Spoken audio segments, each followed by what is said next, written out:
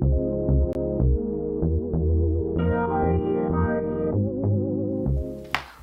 good, YouTube? It's your girl Kai and welcome back to my world.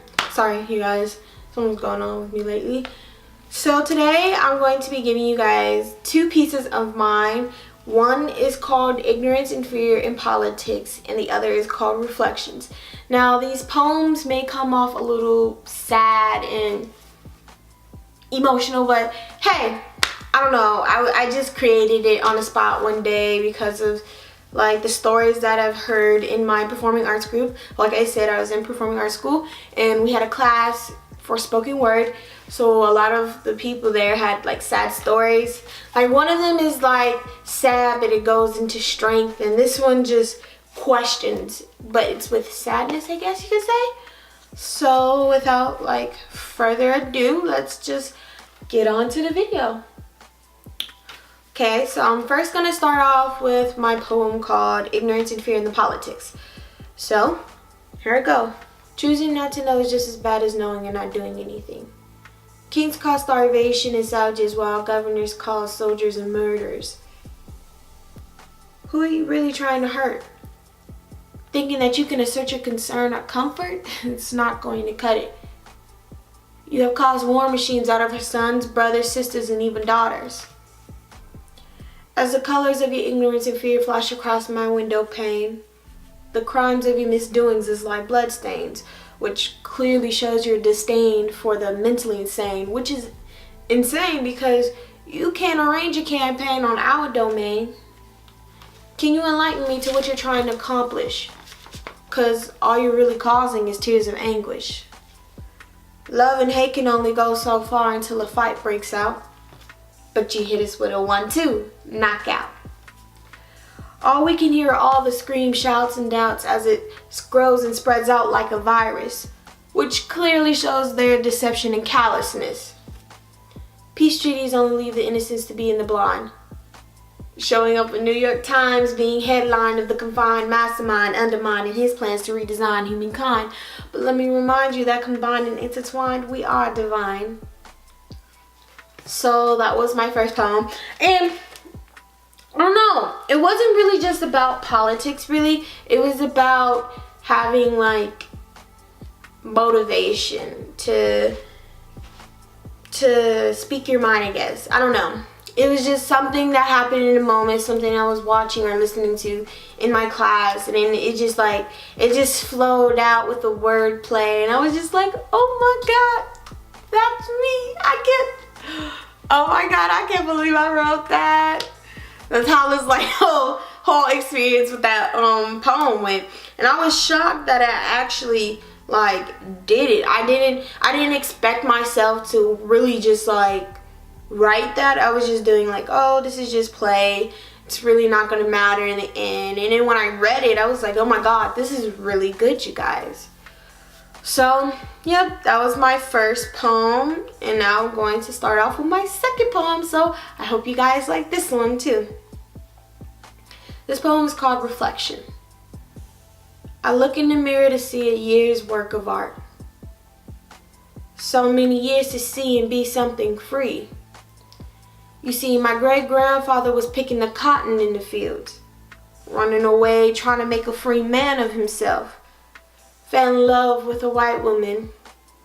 Said white woman was ashamed for who she was with, creating a mulatto who was born with two different gifts. Said mulatto grew up trying to be free of her mother's house of pimps. And all Miss Mulatto wanted to be was free, and when she was, she married a black man, creating my grandmother and her sisters. And like a clock hitting the hours, each one died till there was one left. So, mirror, mirror on the wall, show me the past reflections of them all. Now, Grandma had a hard life juggling two kids and an abusive husband. So in love with the man that she couldn't understand that no man is supposed to put his hands on her.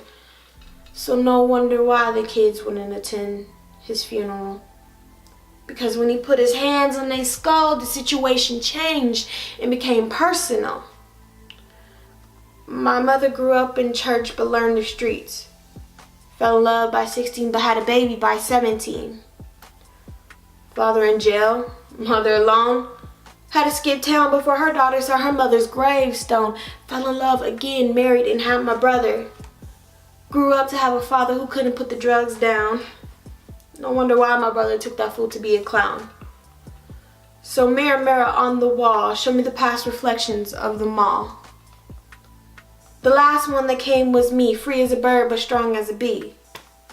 Now, I wasn't all that strong because I entered this world early.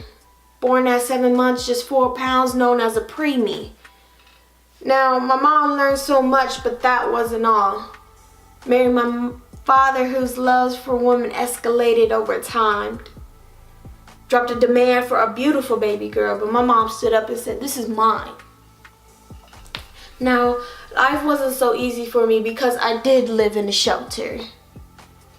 Mom worked 2 jobs, and at one point I didn't have a home. Lived in Vegas, New York. What else was out there for me? But I had to remember, this ain't no fairy tale story. Now, I've told you my history and I told you my past, but I can't tell you the future because I want my dreams to last. So, mirror, mirror on the wall, show them my past reflections of the past to them all.